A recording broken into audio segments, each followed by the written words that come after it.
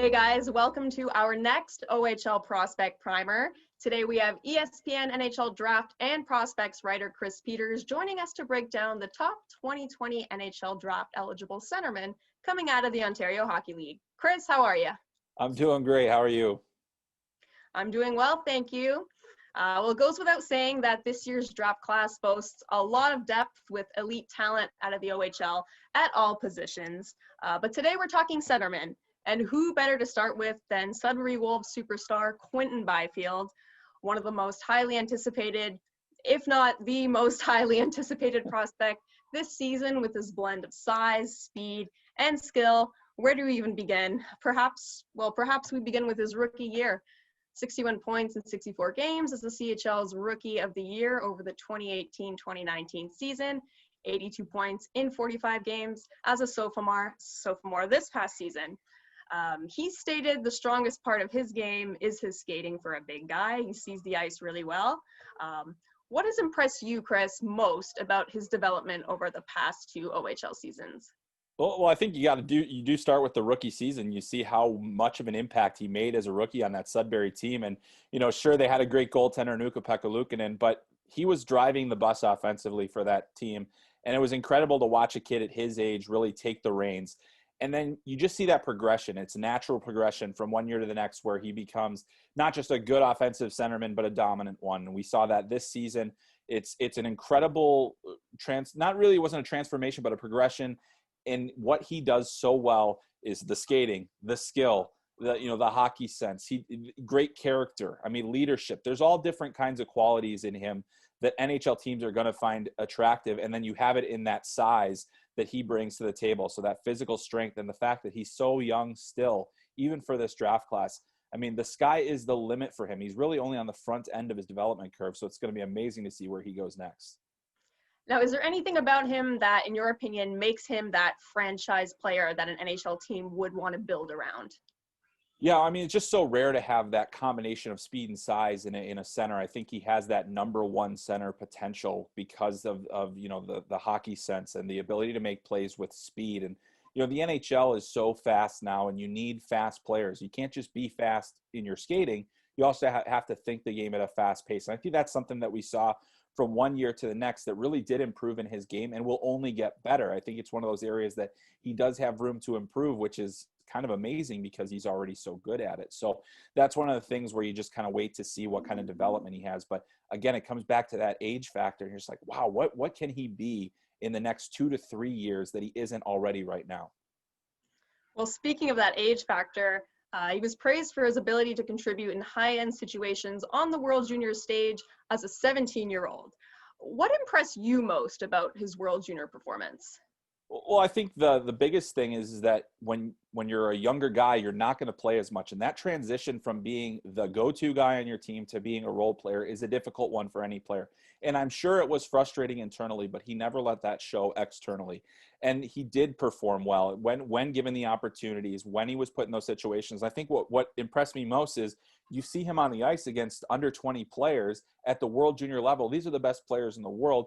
And he looked like he belonged out there every single shift. And even though he didn't have the points necessarily that some of the other players may have, his World Junior reminded me a lot of Nathan McKinnon's first year, where he had a lower kind of role on the team, but still was able to contribute, didn't let it get to him too much. And again, I mean, Quentin's got a gold medal to show for it. So sometimes you just have to play those roles. And that versatility, that ability to kind of morph into the role guy as opposed to the go-to guy, I think I was really impressed by his ability to handle that with such grace and also just maturity.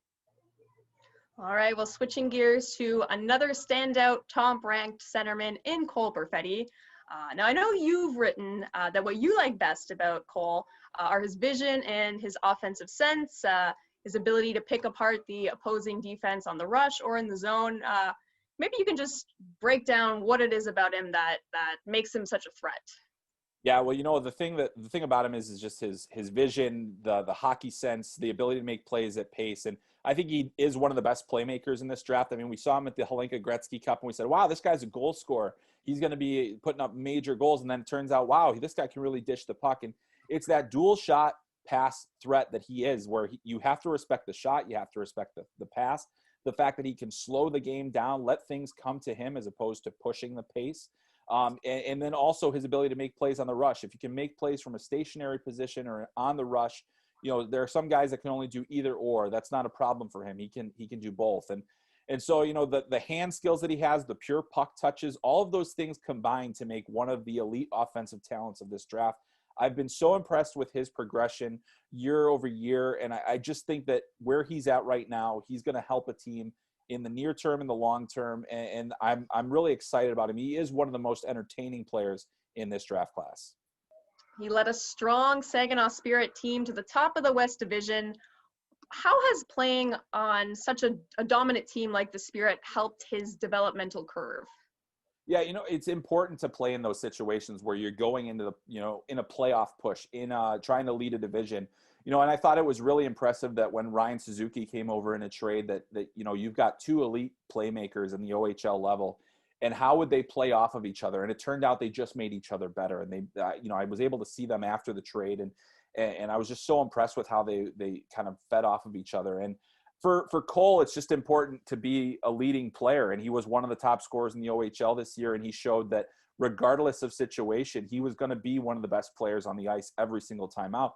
And that's what you want to see in a top draft prospect. So I think that's a big reason, seeing, not only how he played at the beginning of the season and the consistency that he showed throughout the year, and also with Team Canada at the Hlinka Gretzky Cup. He did so many things that show I'm an elite player. I can lead a team offensively. Definitely so much potential. How NHL ready is Cole right now? I think he's one of those guys that probably is going to need a little extra time. You look at what the extra year in the OHL did for Mitch Marner, and you see different things that he picked up, and the fact that he became a much more dominant player at that level, and was obviously able to have some huge success with the London Knights. I think the same thing can happen for Cole Perfetti. I mean, he still has to get physically developed. He still has to have a few things, with his game, maybe improve the skating a little bit, maybe just make a few changes here or there. But he's such a good player that I think the brain is ready. He's ready to play at that level. It's just a matter of getting physically ready and mentally prepared just for what the OHL or for what the NHL brings. But I think that he's one of those guys that has a relatively short timeline because of how smart of a hockey player he is. Anyone who cracks 100 points over the season is going to get an extra look as well, right? Absolutely. I mean, how can you not love the way that he plays and the way that he performs offensively, and just the passing, the shooting? I mean, the hand skills, everything. I mean, he's one of those players that I just find very entertaining to watch. This player finished out the season as the league's leading scorer, the CHL's leading scorer, with 120 points on a dominant Ottawa 67 squad. Of course, we're talking about Marco Rossi, who was also named the Red Tilson recipient, or the league's most outstanding player. I mean, points like that speak for themselves. But what excites you most about Marco Rossi's offensive game? There's a lot of things. And I think for me, one of the things that I really find intriguing about Rossi is, we talk about maybe he's not the biggest guy, maybe he's not the strongest guy.